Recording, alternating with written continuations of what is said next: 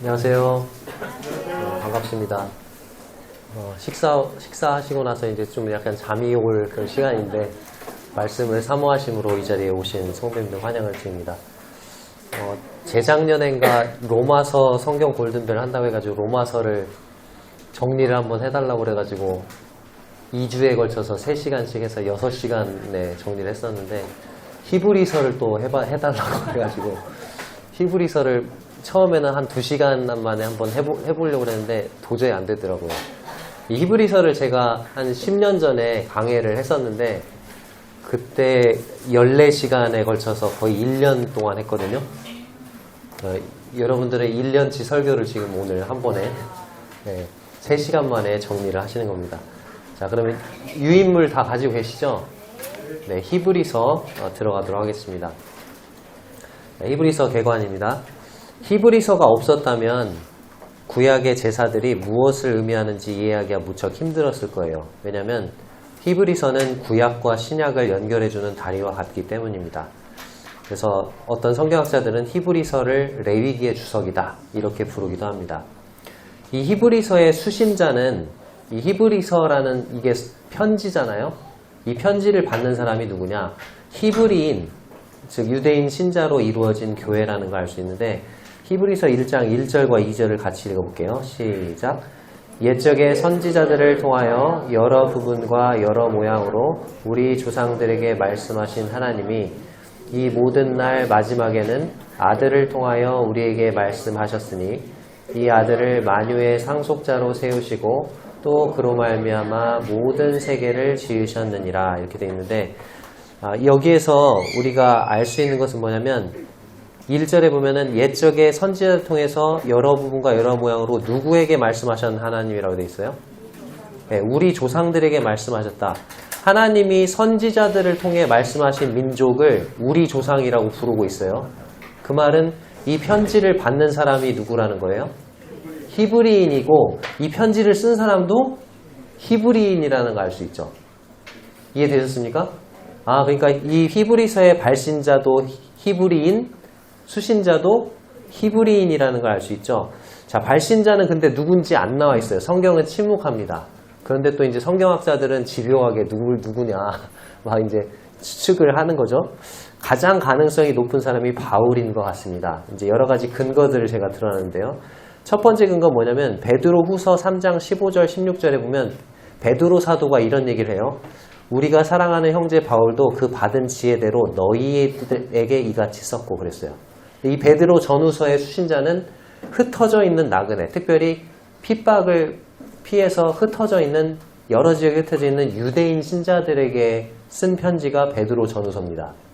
그러니까 바울 사도도 유대인 성도들에게 편지를 썼다는 얘기죠. 그쵸? 근데 사도 바울의 서신은, 우리가 가지고 있는 사도 바울의 서신서들은 전부 다 누구를 위해서 쓰여졌어요? 이방인 신자들을 위해서. 고린도 전후서, 갈라디아서, 에베소서, 빌보서 뭐 이런 거 다 이방인 신자들을 위해서 쓰여진 거거든요. 근데 사도 베드로가 베드로후서 3장에서 사도 바울이 그 받은 지혜대로 너희들에게, 즉 유대인 신자들에게 뭔가 편지를 썼잖아 라고 얘기를 하고 있어요. 자, 그럼 그 편지는 어떤 편지일까? 그 편지가 바로 히브리서일 가능성이 높다라는 거죠. 자, 두 번째 근거는 히브리서 10장 38절에 보면 아주 유명한 구절이죠. 하박국 2장 4절을 인용한 건데, 의인은 믿음으로 말미암아 살리라. 자, 근데 이 구절을 아주 좋아하는 분이 계세요. 누굴까요? 사도 바울이라는 거예요. 사도 바울이 신약 성경에 보면은 3군데가 이 구절이 인용이 되어 있는데, 로마서를 사도 바울이 썼죠. 로마서 1장에 나와 있습니다. 갈라디아서에도 이 하박국 2장 4절이 들어가 있어요.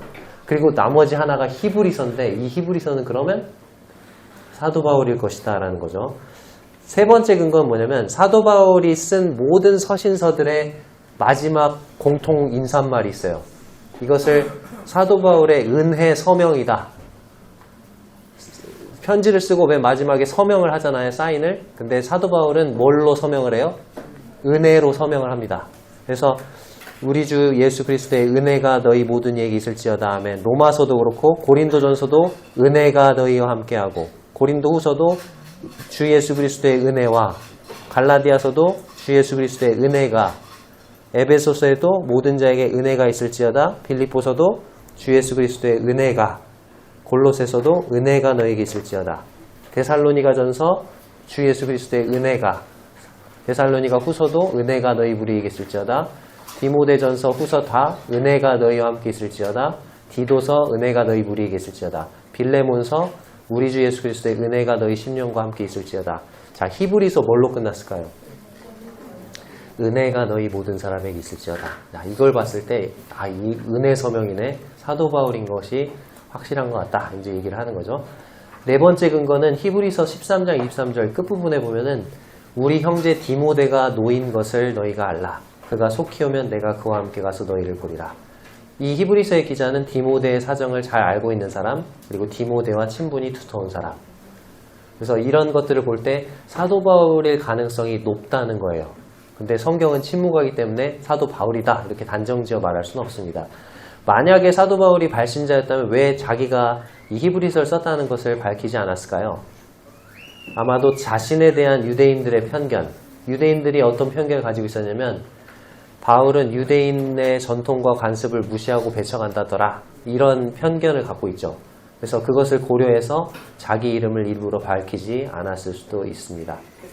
자, 이제 세 번째 기록 시기인데요. 히브리서의 기록 시기는 여기 이 히브리서를 읽어봤을 때 AD 70년에 일어났던 예루살렘 성전 파괴나 AD 66년에 시작된 유대 전쟁에 대한 언급이 없는 것으로 와서 그 이전에 기록된 것으로 보입니다. 자, 네 번째 기록 배경입니다.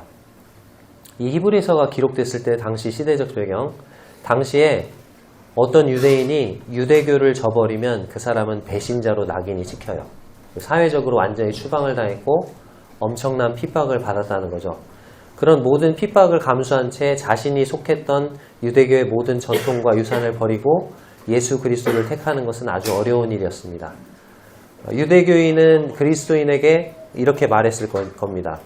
우리에게는 하나님의 말씀을 전해주었던 선지자들이 있습니다. 역사 속에 등장했던 천사들이 있습니다. 우리에게는 모세와 여호수아가 있다. 대제사장 아론의 영광과 하나님의 임재가 있는 성소가 있다. 모세를 통해 주신 율법의 언약이 있고 성소의 기구들과 휘장들과 성소의 제사가 있다. 우리에게는 이 모든 것이 있는데 너희 그리스도인들에게는 무엇이 있느냐? 겨우 초라한 다락방과 떡과 포도주 뿐이냐? 이와 같은 질문에 대해서 히브리서는 이와 같이 답하고 있습니다. 우리에게는 누가 있다고요? 그리스도가 있다. 그리스도는 선지자들과 천사들보다 위대하시다. 그분은 모세와 여호수아보다 위대하시다. 그분의 제사장 직분은 아론의 제사장 직분보다도 훨씬 더 낫고 그분의 하늘 성소는 아론의 땅의 성소보다도 훨씬 더 낫다. 그리스도의 새 언약은 모세의 옛 언약보다 훨씬 더 낫다. 그분은 성소의 여러 기구와 휘장들의 실체이시고 그분의 제사는 구약의 제사보다 훨씬 더 나은 영원한 제사이다. 우리에게는 그리스도가 있다. 이런 시대적 배경을 담고 있습니다. 자, 히브리서의 기록 목적은 이제 이 히브리서가 세 부류의 사람들에게 기록이 됐다고들 얘기를 하는데요. 첫 번째로 불신 유대인들에게는 그리스도께서 구약 모형의 참 실체이심을 보여주기 위해서, 두 번째로 실제로 믿은 적이 없지만 명목상 유대인 신자, 그래서 유대교로 돌아갈 유혹을 받고 있는 이 사람들에게는 배교에 대한 경고를 하기 위해서, 세 번째로 분명히 믿고 거듭났지만 고난 핍박으로 인해서 낙심과 절망 가운데 있는 유대인 신자들에게는 하나님의 약속과 상급을 의지하도록 격려하기 위해서. 자, 이제 여섯 번째로 핵심 구절입니다. 히브리서의 핵심 구절은 히브리서 10장 9절인데요. 여기 10장 9절의 일부분입니다. 이 부분 같이 읽어볼게요. 시작. 그 첫째 것을 폐하심은 둘째 것을 세우려 하심이라. 자, 첫째 것이 무엇일까요? 네, 구약에 속한 모형들입니다. 구약에 속한 모든 것들은 모형이고 그림자에 불과한 거죠.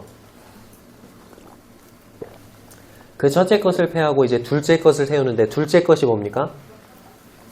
바로 실체이신 예수 그리스도. 그래서 핵심 구절은 히브리서 10장 9절입니다. 일곱 번째 개요인데요. 히브리서를 크게 세 부분으로 나누는데 1장에서 6장까지는 그리스도의 신분에 있어서 위대하심. 그리스도는 그 신분에 있어서 이 모든 것들보다 더 위대하시다. 다음 7장에서 10장까지는 그리스도의 사역에 있어서 위대하심. 그분이 하신 일에 있어서 훨씬 더 위대하시다. 그 다음에 11장에서 13장까지는 따라야 할 본과 격려가 되겠습니다.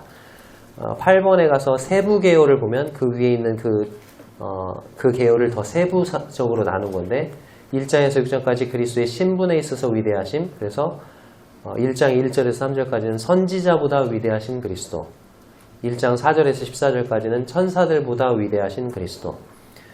중간중간에 경고가 4번에 걸쳐서 있어요. 삽입되어 있습니다. 경고가. 첫 번째 경고가 그리스도의 말씀을 무시하지 말라. 2장 1절에서 4절까지 나와 있고요. 세 번째, 아담보다 위대하신 그리스도 2장 5절에서 18절까지, 모세보다 위대하신 그리스도가 3장 1절에서 6절까지. 두 번째 경고가 나옵니다. 믿음의 여정을 중단하지 말라. 그 다음에 여호수아보다 위대하신 그리스도가 4장 8절에서 13절까지, 아론보다 위대하신 그리스도가 4장 14절에서 5장 10절까지. 세 번째 경고가 나오는데 그리스도로부터 돌이키지 말라. 그리고 7장에서 10장까지는 그리스도의 사역에 있어서의 위대하심인데요. 7장에서는 그리스도의 더 나은 제사장 직분, 8장은 그리스도의 더 나은 언약, 9장은 그리스도의 더 나은 성소, 10장은 그리스도의 더 나은 제사에 대해서 말씀하고 있습니다. 그리고 네 번째 마지막 경고가 나오는데 의도적으로 그리스도를 거절하는 자들이 받을 심판에 대해서 말씀합니다. 그리고 11장 1절에서 12장 24절까지 따라야 할 본, 그리고 12장 25절에서 13장 25절까지 믿음을 굳게 붙들라는 호소와 격려가 나옵니다. 먼저 선지자 및 천사보다 위대하신 그리스도, 히브리서 1장을 살펴볼 텐데요.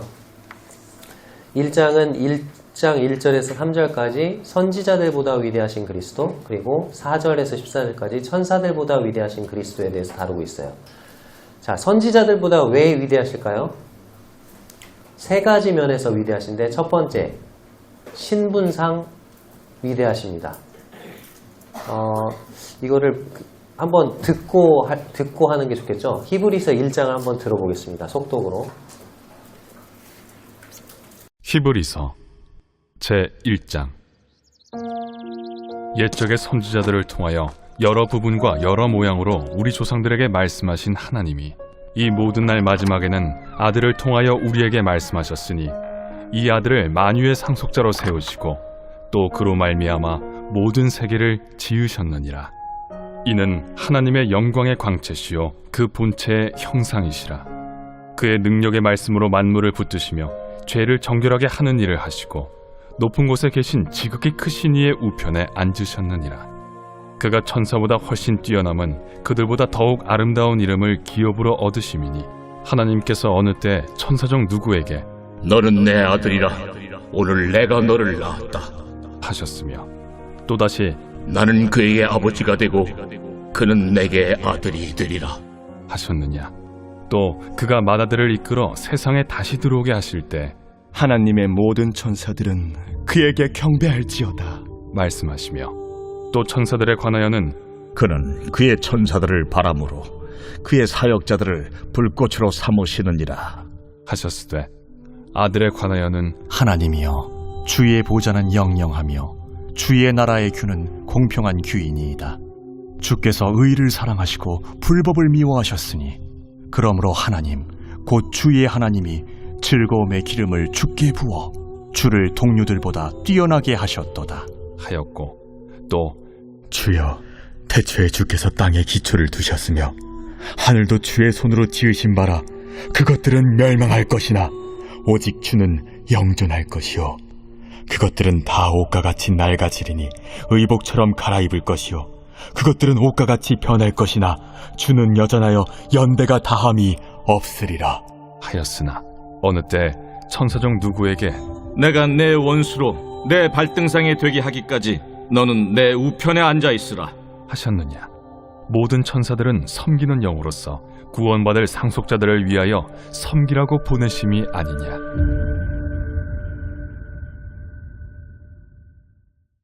네. 1장 1절에서 3절까지 선지자들보다 위대하신 그리스도. 옛적에는 하나님이 선지자를 통해서 말씀을 하셨다. 그러나 모든 날 마지막에 아들을 통해서 말씀하셨다는 거죠. 그 아들이 누구시냐? 신분상 선지자들보다 위대하시다. 첫 번째로 만유의 상속자라고 되어 있죠. 2절에. 그리고 그로 말미암아 모든 세계를 지으셨다. 창조주 하나님이시라는 거죠. 그리고 3절에 보면 하나님의 영광의 광채이시고 그 본체의 형상이시고 그의 능력의 말씀으로 뭘 해요?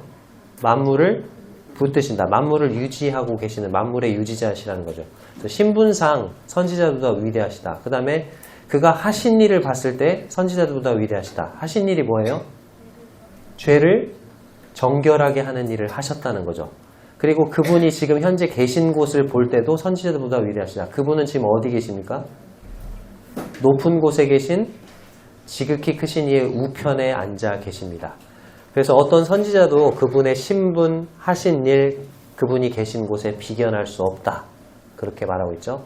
자, 이제 두 번째로 천사들보다 위대하신 그리스도. 자, 그리스도와 천사를 비교하기 위해서는 한 가지만 비교해 보면 되는데 그것은 바로 그리스도께서 얻으신 이름이라고 4절에 나와 있습니다. 그가 천사보다 훨씬 뛰어난 이유는 그들보다 뭐라고요? 더욱 아름다운 이름을 기업으로 얻으심이니 라고 되어 있죠. 그 이름들이 세 가지로 나와 있습니다. 5절에 보면 하나님께서 어느 때 천사 중 그 누구에게 너는 내 뭐라고요? 아들이라. 천사는 아들이란 이름을 얻을 수 없죠. 그래서 아들이란 이름이 있고요. 쭉 이제 아들에 대해서 얘기를 하다가 8절에 보면 이제 또 다른 이름을 그 그리스도께서 얻으신 것을 보고 볼 수 있죠. 아들에 관하여는 뭐라고 부르고 있습니까? 하나님이여라고 되어 있죠. 그분은 하나님이라는 이름을 가지고 계세요. 그 다음에 10절에 보면 또 뭐라고 부르고 있어요? 주여, 주인, 주권, 주권자, 주군이란 뜻이죠. 왕이란 뜻입니다. 이 이름들은 천사들이 감히 얻을 수 없는 이름이고 우리 주님만이 얻으실 수 있는 이름이다. 그래서 이런 부분에 있어서 그리스도는 천사들보다 위대하시다. 우리도 이 세 가지 이름을 감히 얻을 수 없는 이름인데 우리에게는 이 세 가지 이름 중에 하나의 이름을 얻게 하셨어요. 그게 뭐예요? 아들이라는 이름을 얻게 하셨죠. 감사하죠? 자, 이제 2장으로 갑니다. 이게 지금 3시간 만에 14부를 해야 되기 때문에 구절구절 하나 다 못해요. 그냥 핵심만 짚고 넘어가는 겁니다. 자, 2장에 보시면 이제 인자가 되신 예수 그리스도를 다루고 있는데 히브리서 2장에서도 1장 마지막 부분에서 다뤘던 천사보다 뛰어나신 그리스도에 대한 내용이 이어져요. 근데 1장과 2장의 강조점이 달라요. 1장은 그리스도의 신성에 초점을 맞추고 있습니다. 하나님이신 그리스도가 어떻게 천사보다 뛰어나신가를 초점을 맞추고 있다면 2장은 그리스도의 인성에 초점을 맞춰서 사람이신 그리스도가 어떻게 천사보다 뛰어나신가. 자, 하나님이 사람에 대해서 가지고 계신 최종적인 계획이 뭐예요? 사람이 천사보다 높아지는 게 하나님의 최종적인 목적입니다. 맞죠? 지금 우리는 천사보다 조금 못한 상태에 있죠? 최후에는요. 우리가 천사보다 훨씬 더 위대한 위치로 올라갑니다. 맞습니까? 네. 따라서 사람이신 그리스도는 그런 면에서도 천사보다 뛰어나시다라는 거죠. 그리고 인자가 되신 예수 그리스도께서 행하신 일들을 볼 때 그분은 천사보다 뛰어나십니다. 2장은 두 부분으로 나눠집니다. 1절에서 4절까지 구원을 무시하지 말라. 첫 번째 경고가 나온다고 그랬죠. 5절에서 18절까지 인자가 되신 예수 그리스도. 여기에서 특별히 아담보다 위대하신 그리스도를 살펴볼 수 있는데 아담은 하나님이 처음에 만드셨던 그 첫 창조의 질서 이런 것들을 어떻게 했어요? 파괴하고 깨뜨렸죠. 근데 그것을 어떻게 했어요? 예수님은 다시 회복시키시는 일을 하신다는 점에서 아담보다 위대하십니다. 2장 듣겠습니다. 속도. 제2장. 그러므로 우리는 들은 것에 더욱 유념하므로 우리가 흘러 떠내려가지 않도록 함이 마땅하니라. 천사들을 통하여 하신 말씀이 견고하게 되어 모든 범죄함과 순종하지 아니함이 공정한 보응을 받았거든. 우리가 이같이 큰 구원을 등한히 여기면 어찌 그 보응을 피하리요. 이 구원은 처음에 주로 말씀하신 바요 들은 자들이 우리에게 확증한 바니 하나님도 표적들과 기사들과 여러 가지 능력과 및 자기의 뜻을 따라 성령이 나누어 주신 것으로서 그들과 함께 증언하셨느니라. 하나님이 우리가 말하는 바 장차 올 세상을 천사들에게 복종하게 하심이 아니니라. 그러나 누구인가가 어디에서 증언하여 이르되 사람이 무엇이기에 주께서 그를 생각하시며 인자가 무엇이기에 주께서 그를 돌보시나이까. 그를 잠시 동안 천사보다 못하게 하시며 영광과 존귀로 관을 씌우시며 만물을 그 발 아래 복종하게 하셨느니라. 하였으니 만물로 그에게 복종하게 하셨은즉 복종하지 않은 것이 하나도 없어야 하겠으나 지금 우리가 만물이 아직 그에게 복종하고 있는 것을 보지 못하고 오직 우리가 천사들보다 잠시 동안 못하게 하심을 입은 자 곧 죽음의 고난 받으심으로 말미암아 영광과 존귀로 관을 쓰신 예수를 보니 이를 행하심은 하나님의 은혜로 말미암아 모든 사람을 위하여 죽음을 맛보려 하심이라. 그러므로 만물이 그를 위하고 또한 그로 말미암은 이가 많은 아들들을 이끌어 영광에 들어가게 하시는 일에 그들의 구원의 창시자를 고난을 통하여 온전하게 하심이 합당하도다. 거룩하게 하시는 이와 거룩하게 함을 입은 자들이 다 한 근원에서 난지라. 그러므로 형제라 부르시기를 부끄러워하지 아니하시고 이르시되 내가 주의 이름을 내 형제들에게 선포하고 내가 주를 교회 중에서 찬송하리라. 하셨으며 또다시 내가 그를 의지하리라. 하시고 또다시 볼지어다 나와 및 하나님께서 내게 주신 자녀라. 하셨으니 자녀들은 혈과 육에 속하였음에 그도 또한 같은 모양으로 혈과 육을 함께 지니심은 죽음을 통하여 죽음의 세력을 잡은 자 곧 마귀를 멸하시며 또 죽기를 무서워함으로 한평생 매여 종로로 타는 모든 자들을 놓아주려 하심이니 이는 확실히 천사들을 붙들어 주려 하심이 아니요 오직 아브라함의 자손을 붙들어 주려 하심이라. 그러므로 그가 범사의 형제들과 같이 되심이 마땅하도다. 이는 하나님의 일에 자비하고 신실한 대제사장이 되어 백성의 죄를 속량하려 하심이라. 그가 시험을 받아 고난을 당하셨은즉 시험 받는 자들을 능히 도우실 수 있느니라.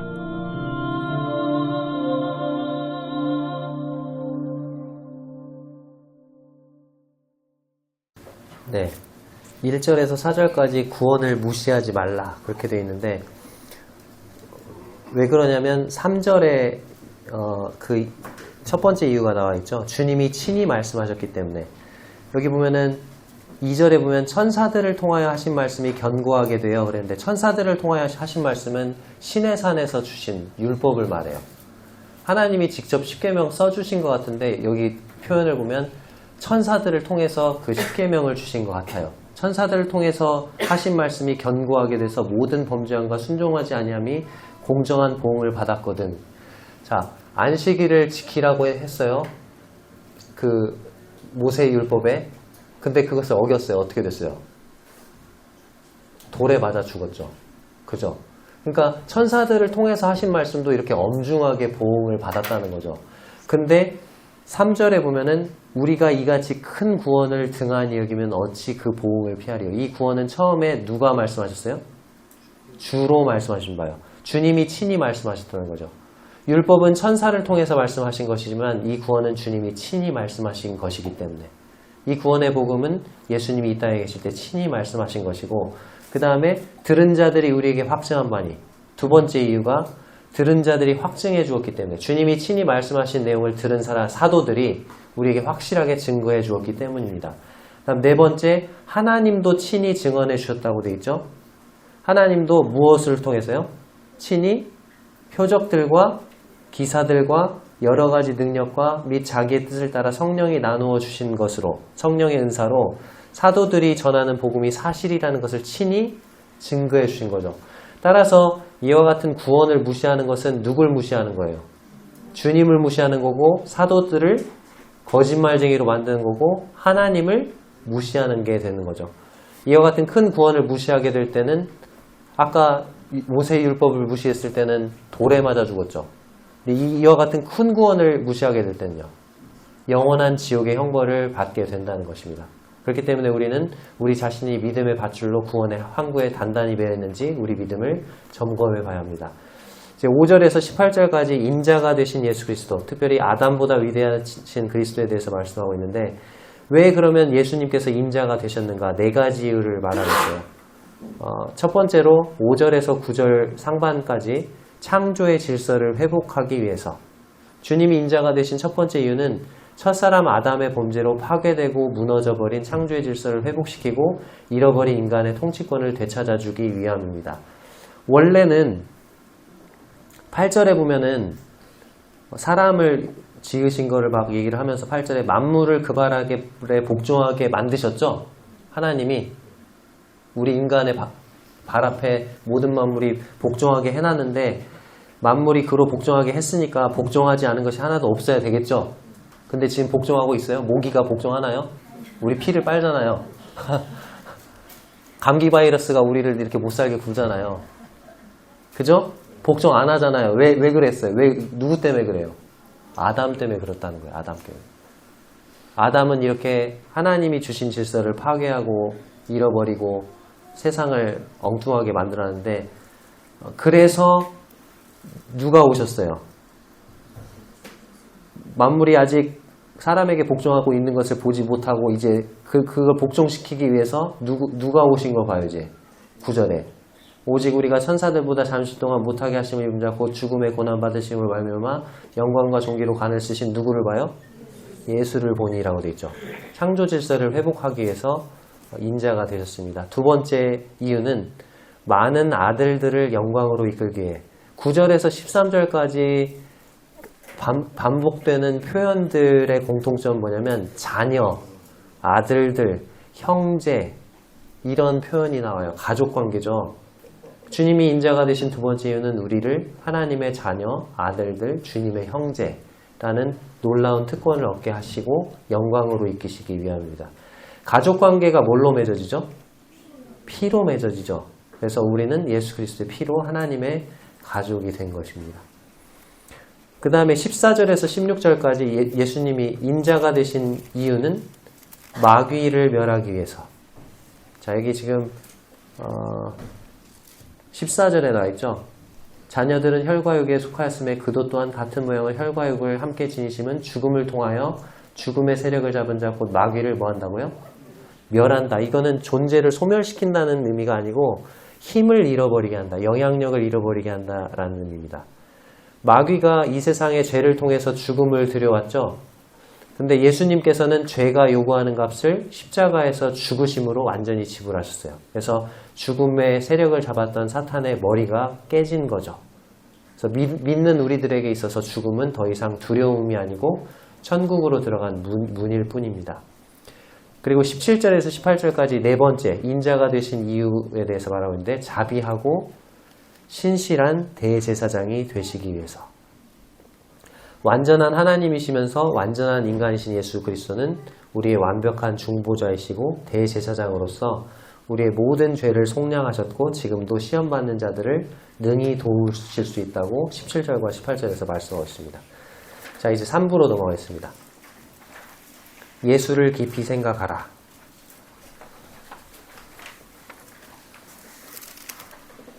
3부가 3장 1절에서 4장 13절까지인데요.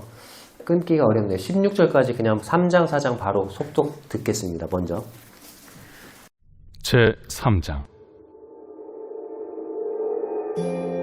그러므로 함께 하늘의 부르심을 받은 거룩한 형제들아, 우리가 믿는 도리의 사도이시며 대제사장이신 예수를 깊이 생각하라. 그는 자기를 세우신 이에게 신실하시기를 모세가 하나님의 온 집에서 한 것과 같이 하셨으니 그는 모세보다 더욱 영광을 받을 만한 것이 마치 집 지은 자가 그 집보다 더욱 존귀함 같으니라. 집마다 지은 이가 있으니 만물을 지으신 이는 하나님이시라. 또한 모세는 장래에 말할 것을 증언하기 위하여 하나님의 온 집에서 종으로서 신실하였고 그리스도는 하나님의 집을 맡은 아들로서 그와 같이 하셨으니 우리가 소망의 확신과 자랑을 끝까지 굳게 잡고 있으면 우리는 그의 집이라. 그러므로 성령이 이르신 바와 같이 오늘 너희가 그의 음성을 듣거든 광야에서 시험하던 날에 거역하던 것 같이 너희 마음을 완고하게 하지 말라. 거기서 너희 열조가 나를 시험하여 증험하고 40년 동안 나의 행사를 보았느니라. 그러므로 내가 이 세대에게 노하여 이르기를 그들이 항상 마음이 미혹되어 내 길을 알지 못하는도다 하였고 내가 노하여 맹세한 바와 같이 그들은 내 안식에 들어오지 못하리라 하였다. 하였느니라. 형제들아, 너희는 삼가 혹 너희 중에 누가 믿지 아니하는 악한 마음을 품고 살아계신 하나님에게서 떨어질까 조심할 것이요, 오직 오늘이라 일컫는 동안에 매일 피차 권면하여 너희 중에 누구든지 죄의 유혹으로 완고하게 되지 않도록 하라. 우리가 시작할 때 확신한 것을 끝까지 견고히 잡고 있으면 그리스도와 함께 참여한 자가 되리라. 성경에 일렀으되 오늘 너희가 그의 음성을 듣거든 경노하시게 하던 것 같이 너희 마음을 완고하게 하지 말라 하였으니, 듣고 경노하시게 하던 자가 누구냐? 모세를 따라 애굽에서 나온 모든 사람이 아니냐? 또 하나님이 40년 동안 누구에게 노하셨느냐? 그들의 시체가 광야에 엎드러진 범죄한 자들에게가 아니냐? 또 하나님이 누구에게 맹세하사 그의 안식에 들어오지 못하리라 하셨느냐? 곧 순종하지 아니하던 자들에게가 아니냐? 이로보건대 그들이 믿지 아니하므로 능히 들어가지 못한 것이라.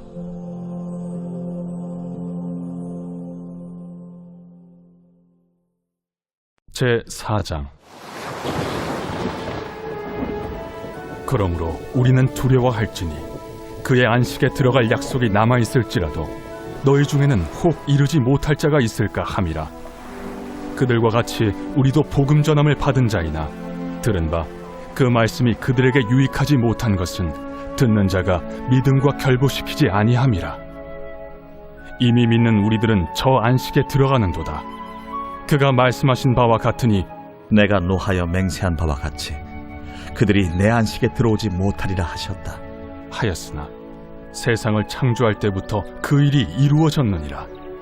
제7일에 관하여는 어딘가에 이렇게 일렀으되 하나님은 제7일에 그의 모든 일을 쉬셨다 하였으며, 또다시 거기에 그들이 내 안식에 들어오지 못하리라 하였으니, 그러면 거기에 들어갈 자들이 남아있거니와 복음 전함을 먼저 받은 자들은 순종하지 아니함으로 말미암아 들어가지 못하였으므로, 오랜 후에 다윗의 글에 다시 어느 날을 정하여 오늘이라고 미리 이같이 일렀으되 오늘 너희가 그의 음성을 듣거든 너의 마음을 완고하게 하지 말라 하였나니, 만일 여호수아가 그들에게 안식을 주었더라면 그 후에 다른 날을 말씀하지 아니하셨으리라.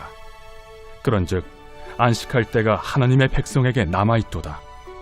이미 그의 안식에 들어간 자는 하나님이 자기의 일을 쉬심과 같이 그도 자기의 일을 쉬느니라. 그러므로 우리가 저 안식에 들어가기를 힘쓸지니 이는 누구든지 저 순종하지 아니하는 본에 빠지지 않게 하려 함이라.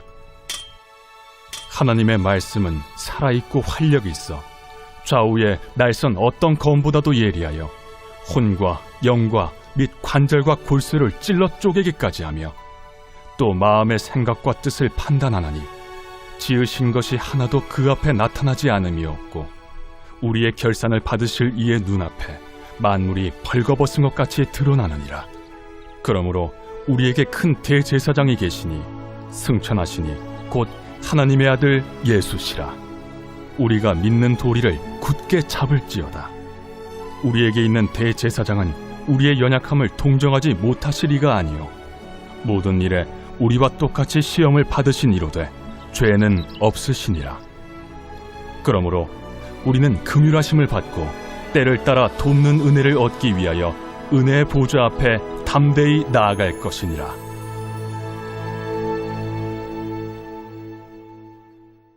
네, 3장을 보면은 3장 1절에서 6절까지는 모세보다 뛰어나신 그리스도에 대해서 말하고 있는데, 3장 1절 시작이 어떻게 되냐면, 그러므로 함께 하늘에 부르심을 받은 거룩한 형제들아 우리의 믿는 도리에 누구시며 라고 돼 있죠.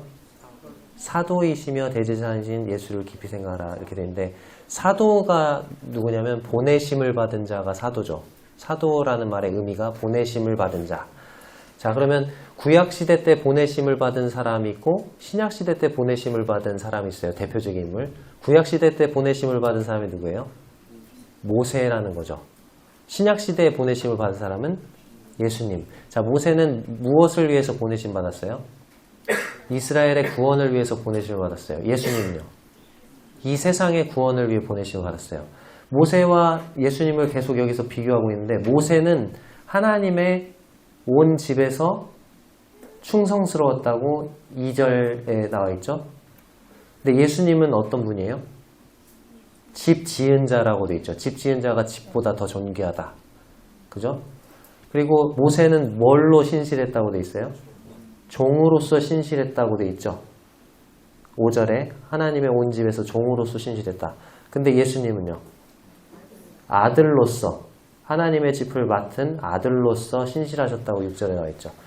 모세는 모형을 통해서 증거를 했고 예수님은 본인이 실체가 되십니다. 그래서 이렇게 모세와 예수님을 비교해 봤을 때 예수님이 모세보다도 훨씬 더 위대하시다는 것을 알 수 있습니다.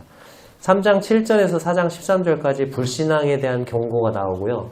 또 그 안에 여호수아보다 뛰어나신 그리스도가 나옵니다. 자, 먼저 불신앙에 대한 경고를 보면, 자, 지금 모세에 대한 얘기를 했는데 이처럼 모세보다도 뛰어나신 예수님을 믿지 않고 불순종한 결과가 얼마나 두려운 것인가. 그 두 번째 경고가 나오는데, 하나님이 보내셨던 모세를 안 믿고 거역하고 불순종한 결과 출애굽 1세대들이 하나님의 안식에 들어가지 못했어요. 하나님의 안식의 땅 어디? 가나안 땅에 들어가지 못했다. 불신앙으로 광야에서 멸망당했다. 거기 그거를 7절부터 쭉 나와 있죠. 오늘 너희가 그의 음성을 듣고는 광야에서 시험하던 날에 거역하던 것 같이 너희 마음을 완고하게 하지 말라. 거기서 너희 열조가 나를 시험하여 증험하고 40년 동안 나의 행사를 보았느니라. 그래서 이 세대의 노아에 이르기를 그들이 항상 마음이 미혹되어 내기를 알지 못한다 하셨고, 내가 노하여 맹세한 바와 같이 그들은 뭐에 들어오지 못했다고요? 안식의 땅 가나안 땅에 들어가지 못했다는 거죠. 자, 마찬가지로 하나님이 보내신 예수님을 믿지 않고 거역하고 불순종한다면 하나님이 예비하고 계시는 참 안식인 천국에 들어갈 수 있을까요? 없을까요? 없다는 거죠. 지옥에서 멸망당할 거다라는 거죠. 자, 이후에 출애굽 2세대들이 여호수아를 통해서, 자, 여기서 또 재미난 게 있는데 여호수아와 예수님하고 이름이 어떻죠? 똑같습니다. 우리는 여호수아, 예수님 이렇게 구분하지만 히브리어 성경은 똑같은 철자를 쓰고 있고 발음이 예수아라고 합니다. 그 당시에 예수아는 이스라엘 백성에게 어떤 안식을 줬어요? 그 땅의 전쟁이 그치니라 군사적인 안식을 줬죠. 가나안 땅에 들어가게 했어요. 그렇죠? 근데 장차 오실 예수와 그리스도, 예수 그리스도는 우리에게 어떤 안식을 주십니까? 하늘나라의 참 안식. 그러니까 여호수아가 주었던 그 안식은 하늘나라의 참 안식에 뭐에 불과한 거예요? 모형에 불과하다는 거죠. 그죠? 그리고 이제 이거를 또 계속 반복하거든요. 이 말씀을 계속 오늘날 음성을 들으며 공노하게 하지 말라. 그걸 계속 저기 15절에도 나오고 또 여기 5절, 7절 이런 데도 계속 나와요. 반복이 되니까 그냥 넘어가고, 거기 보면 8절에 그러면서 의미심장한 얘기를 해요. 8절. 만일 여호수아가 그들에게 안식을 주었더라면 그 후에 다른 날을 말씀하지 아니하셨으리라. 여호수아가 주었던 안식이 참 안식이었다면 하나님은 여기에 인용되고 있는 성경 구절이 3장 7절에 보면 오늘 너희가 그의 음성을 듣거든, 거기가 제 성경에는 디귿이라고 돼 있어요. 성도님들도 돼 있나요? 기억이나 니은 디귿? 그걸 찾아보면 뭐라고 돼 있어요? 시편 몇 편? 95편 7절, 11절 이렇게 돼 있어요. 그죠? 자, 그럼 시편은 언제 기록된 거예요? 자, 여호수아는 출애굽이 BC 1446년, 그리고 가나안 모세와 그 광야 시기 한 40년 빼면 1406년 정도 돼요. 1400년대 사람이에요. 근데 시편은 그로부터 400년 후 다윗 시대 때 기록이 된 거예요. 근데 다윗 시대에 가서 하나님이 갑자기 뭐라고 하냐면 오늘 너희가 그의 음성을 들으면 그때 그랬던 것 같이 마음을 완악하게 하지 마. 믿음으로 반응해. 그래야 안식에 들어갈 수 있어 라고 말을 해요. 400년이 지났는데 또 다른 안식에 대해서 말을 하고 있다는 거죠. 이해되셨어요? 여호수아는 이미 여호수아는 이미 400년 전에 군사적인 안식을 줬어요. 가나안 땅에서. 가나안 정복을 하고 그 땅에 전쟁이 그쳤고 안식을 줬단 말이에요. 근데 400년 후 다윗 시대에 가서 시편 95편에서 하나님이 또 다른 안식에 대해서 또 다른 날을 말을 하고 있다는 거죠. 그게 바로 4장 8절의 말이에요. 만일 여호수아가 그들에게 안식을 주었다면 그 후에 다른 날을 말씀하시지 아니하셨으리라. 그런즉 안식할 때가 하나님의 백성에게 뭐 했다고요? 남아있다. 그죠? 그래서 이제 하나님은 오늘이라는 날을 새로 정하시고 믿지 않는 그들이 누릴 수 없었던 참 안식을 믿는 우리들이 누리게 될 거라고 말씀하시는 거죠. 6쪽의 그 밑에서 세 번째 줄, 성경은 하나님을 믿지 않는 마음이 악한 마음이다. 그리고 그것이 하나님에게서 떨어지게 하는 것이라고 말씀하십니다. 동시에 어제는 되돌릴 수 없고 내일은 불확실하기 때문에 바로 오늘 아직 기회가 있을 때 하나님과 올바른 관계를 맺으라고 우리에게 경고하십니다.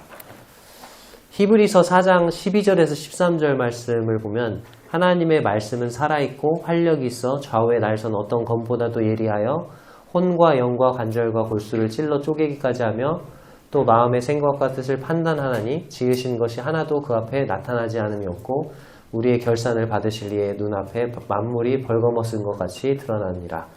자, 이 구절에 판단, 결산이라는 단어는 심판과 관계된 단어인데 하나님의 말씀에 믿음, 순종이라는 단어를 붙일 수 있을 때, 즉 그리스도의 복음을 믿을 수 있을 때 믿고 순종하시기 바랍니다. 그렇지 않으면 하나님의 말씀에 판단, 결산이라는 심판의 단어가 붙게 된다는 거죠. 하나님 말씀이 그리스도의 복음을 듣고도 믿지 않고 불순종한 자들에게 무서운 심판의 능력으로 나타나게 될 거라는 거예요. 하늘나라의 참 안식은 오직 무엇으로만 얻을 수 있다? 네, 믿음으로만 얻을 수 있다. 믿음 없이는 안식에 들어갈 수 없다. 이것을 이 불신앙에 대한 경고에 대한 이 두 번째 경고에서 말씀하고 있습니다. 자, 이제 4부 히브리서 4장 14절에서 5장 10절까지인데요. 5장까지 봐야 되겠네요. 먼저 5장을 한번 읽어보겠습니다. 속독으로. 제5장 대제사장마다 사람 가운데서 택한 자이므로 하나님께 속한 일에 사람을 위하여 예물과 속죄하는 제사를 드리게 하나니 그가 무식하고 미혹된 자를 능히 용납할 수 있는 것은 자기도 연약에 휩싸여 있음이라. 그러므로 백성을 위하여 속죄제를 드림과 같이 또한 자신을 위하여도 드리는 것이 마땅하니라. 이 존귀는 아무도 스스로 취하지 못하고 오직 아론과 같이 하나님의 부르심을 받은 자라야 할 것이니라. 또한 이와 같이 그리스도께서 대제사장 되심도 스스로 영광을 취하심이 아니요 오직 말씀하신 이가 그에게 이르시되 너는 내 아들이니 내가 오늘 너를 낳았다. 또한 이와 같이 다른 데서 말씀하시되 내가 영원히 멜기세덱의 반차를 따르는 제사장이야. 그는 육체에 계실 때 자기를 죽음에서 능히 구원하실 이에게 심한 통곡과 눈물로 간구와 소원을 올렸고 그의 경건하심으로 말미암아 들으심을 얻었느니라. 그가 아들이시면서도 받으신 고난으로 순종함을 배워서 온전하게 되셨은즉 자기에게 순종하는 모든 자에게 영원한 구원의 근원이 되시고 하나님께 멜기세덱의 반차를 따른 대제사장이라 칭하심을 받으셨느니라. 멜기세덱에 관하여는 우리가 할 말이 많으나 너희가 듣는 것이 둔함으로 설명하기 어려우니라. 때가 오래되었으므로 너희가 마땅히 선생이 되었을 터인데 너희가 다시 하나님의 말씀의 초보에 대하여 누구에게서 가르침을 받아야 할 처지이니 단단한 음식은 못 먹고 젖이나 먹어야 할 자가 되었도다. 이는 젖을 먹는 자마다 어린아이니 의의 말씀을 경험하지 못한 자요 단단한 음식은 장성한 자의 것이니 그들은 지각을 사용함으로 연단을 받아 선악을 분별하는 자들이니라.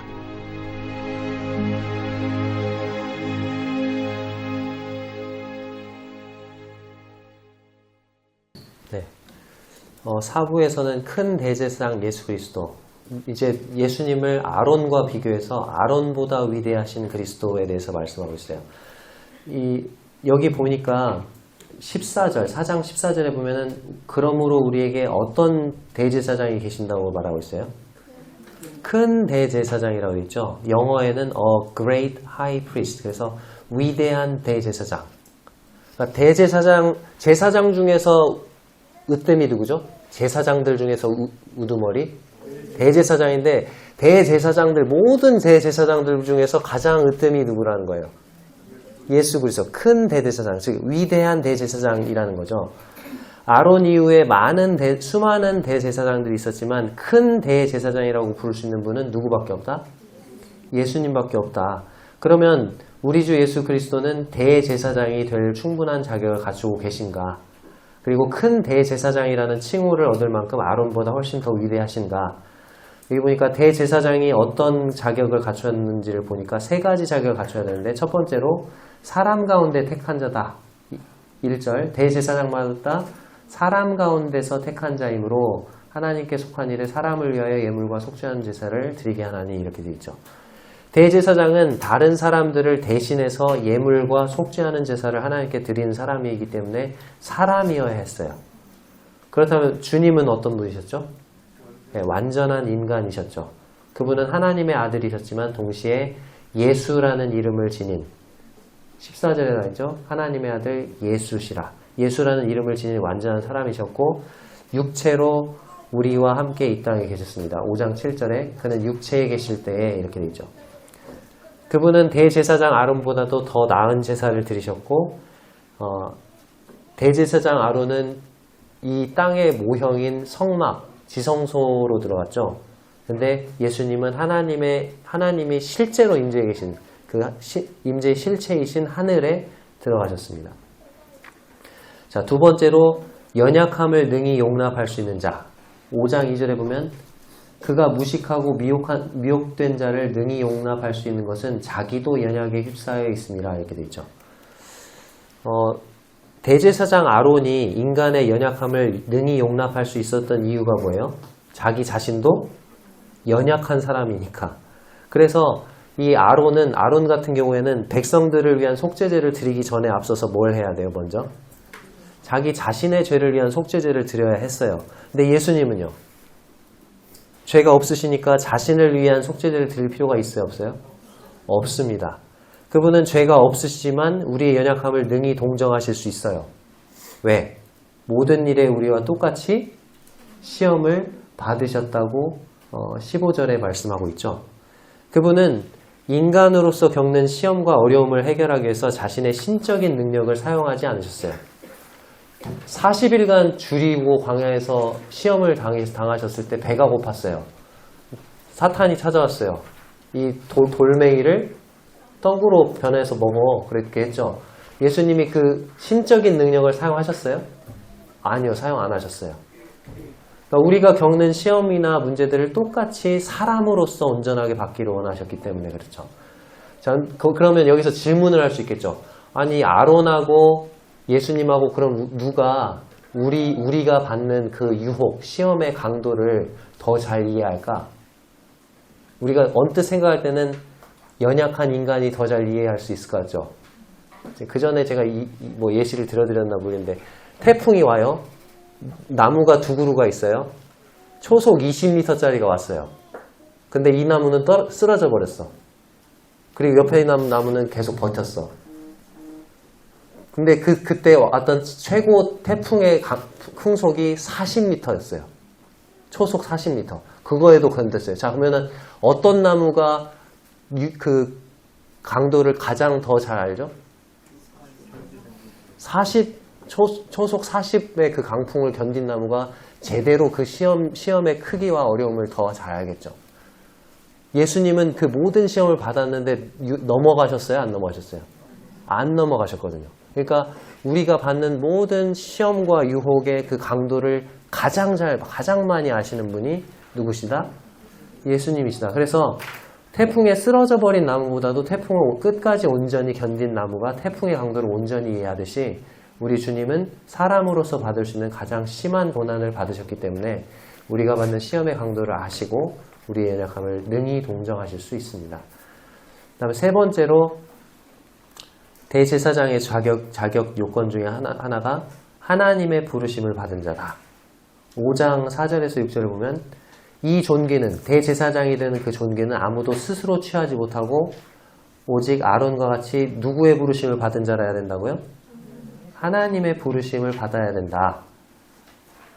자, 이스라엘 모든 사람 중에서 하나님께 대제사장으로 임명받은 건 아론 한 사람이었죠.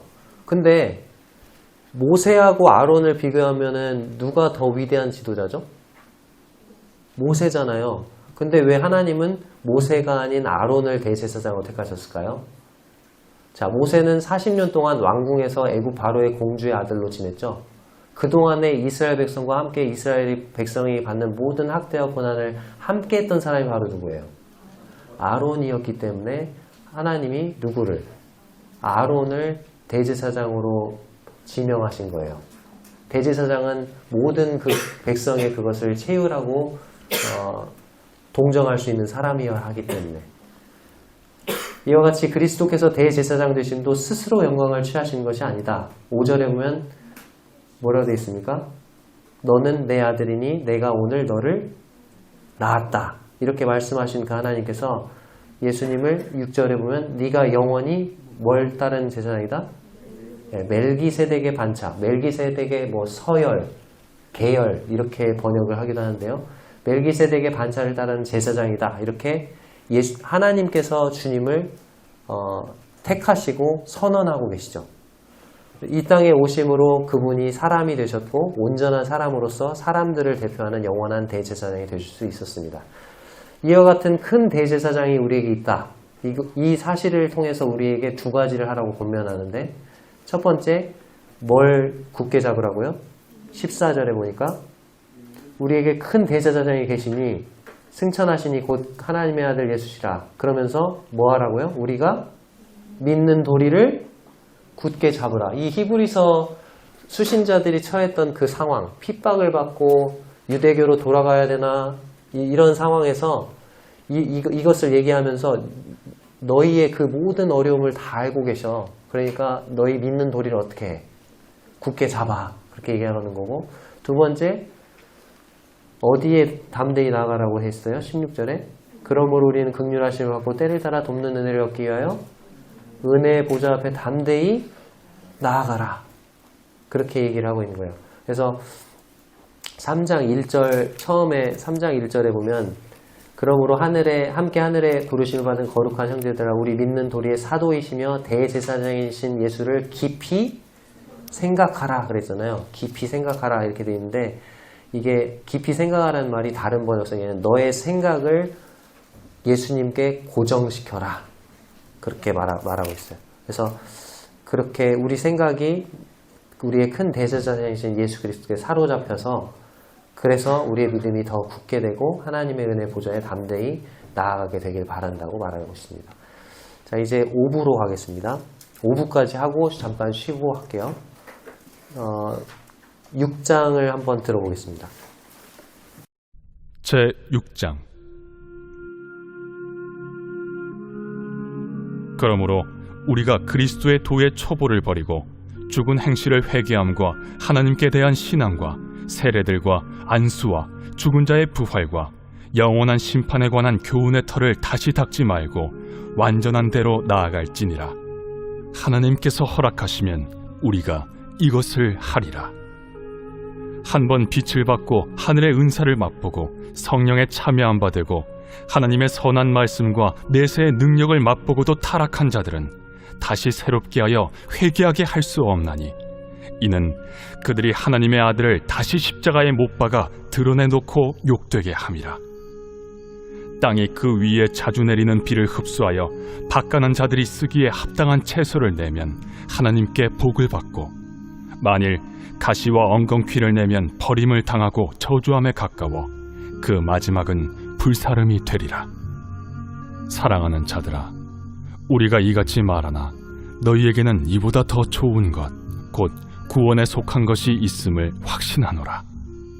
하나님은 불의하지 아니하사 너희 행위와 그의 이름을 위하여 나타낸 사랑으로 이미 성도를 섬긴 것과 이제도 섬기고 있는 것을 잊어버리지 아니하시느니라. 우리가 간절히 원하는 것은 너희 각 사람이 동일한 부지런함을 나타내어 끝까지 소망의 풍성함에 이르러 게으르지 아니하고 믿음과 오래 참음으로 말미암아 약속들을 기업으로 받는 자들을 본받는 자 되게 하려는 것이니라. 하나님이 아브라함에게 약속하실 때 가리켜 맹세할 자가 자기보다 더 큰 이가 없으므로 자기를 가리켜 맹세하여 이르시되 내가 반드시 너에게 복주고 복주며 너를 번성케 하고 번성케 하리라 하셨더니 그가 이같이 오래 참아 약속을 받았느니라. 사람들은 자기보다 더 큰 자를 가리켜 맹세하나니 맹세는 그들이 다투는 모든 일의 최후 확정이니라. 하나님은 약속을 기업으로 받는 자들에게 그 뜻이 변하지 아니함을 충분히 나타내시려고 그 일을 맹세로 보증하셨나니 이는 하나님이 거짓말을 하실 수 없는 이 두 가지 변하지 못할 사실로 말미암아 앞에 있는 소망을 얻으려고 피난처를 찾은 우리에게 큰 안위를 받게 하려 하심이라. 우리가 이 소망을 가지고 있는 것은 영혼의 닷 같아서 튼튼하고 견고하여 휘장 안에 들어가나니 그리로 앞서가신 예수께서 멜기세덱의 판차를 따라 영원히 대제사장이 되어 우리를 위하여 들어가셨느니라.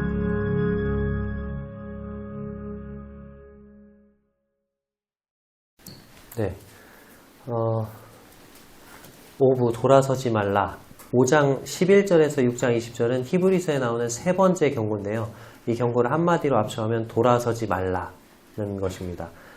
어떤 핍박과 시련이 온다고 해도 예수 그리스도를 믿는 믿음에서 돌아서지 말라라는 거고, 이 5부는 두 부분으로 나눠지는데 5장 11절에서 6장 8절까지는 돌아서지 말라는 경고고 6장 9절에서 20절까지는 소망 가운데 인내하라는 격려입니다. 6장 1절과 2절을 보면은 성경은 우리가 그리스도의 도의 초보를 버리고 여기 보니까 완전한 대로 나아갈지어지니라 그렇게 되어 있죠. 2절에 보면 완전한 대로 나아간다. 이게 뭐냐면 다른 번역에는 성숙한 대로 나아가야 한다. 이렇게 말하고 있어요. 그러니까 지금 여기 그리스도의 도의 초보, 그 다음에 뭐 12절, 5장 12절에 하나님의 말씀의 초보 이렇게 얘기를 하고 있는데 이 초보가 뭐냐면 유대교에 속한 거, 구약의 율법에 속한 것을 붙드는 거, 그게 그리스도의 도의 초보예요.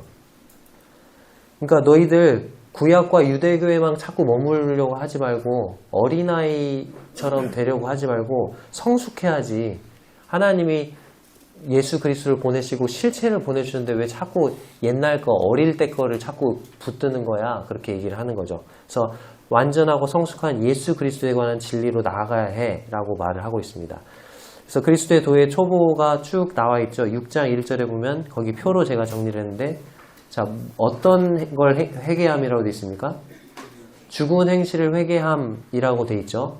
자, 근데 더 완전하고 성숙한 예수 그리스도에 관한 진리, 신약에서 보여주신 진리는 누구에 대한 회개예요?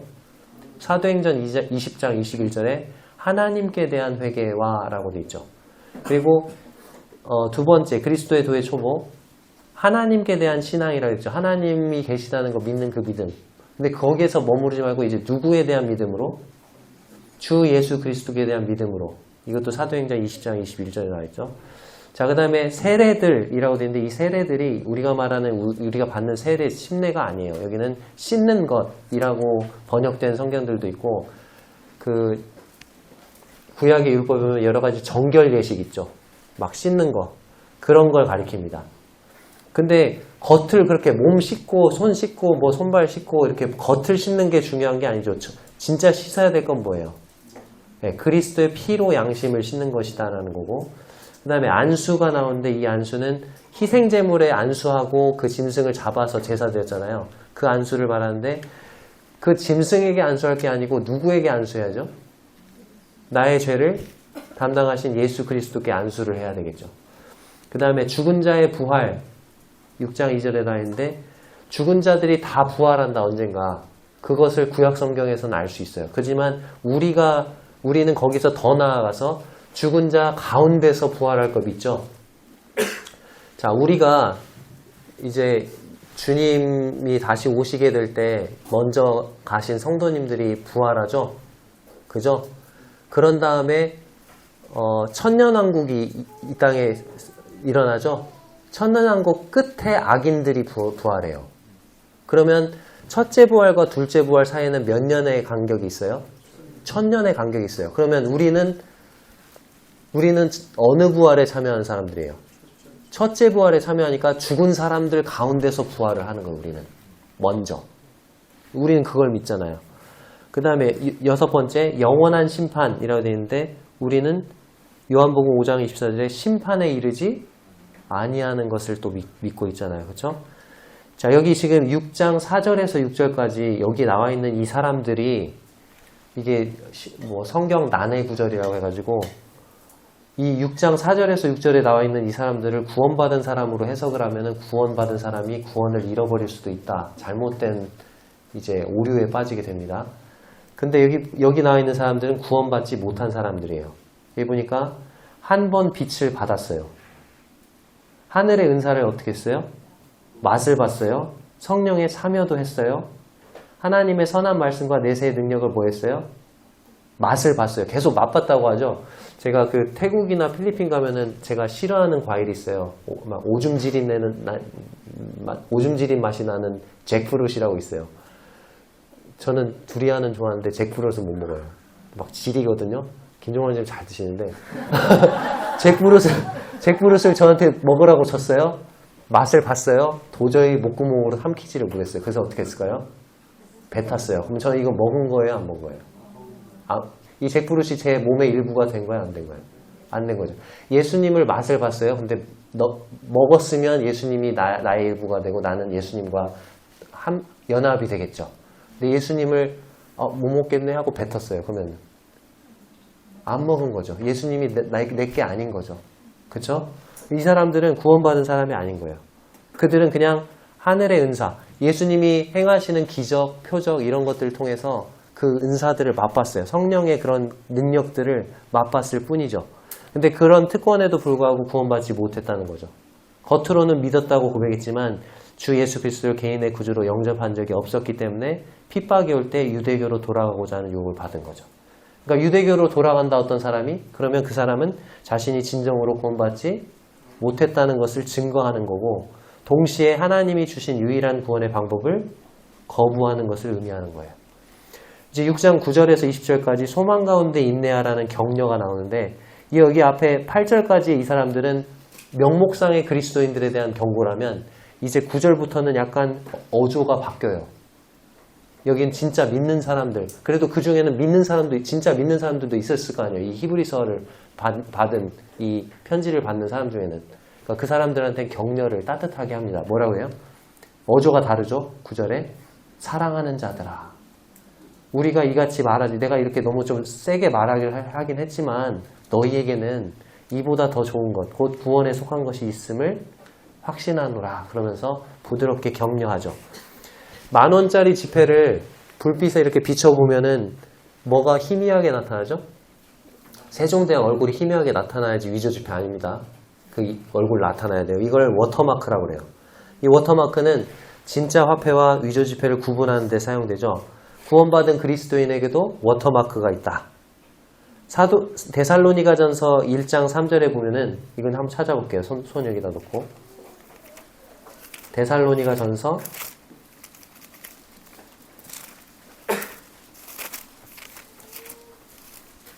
1장 3절 2절부터 볼게요.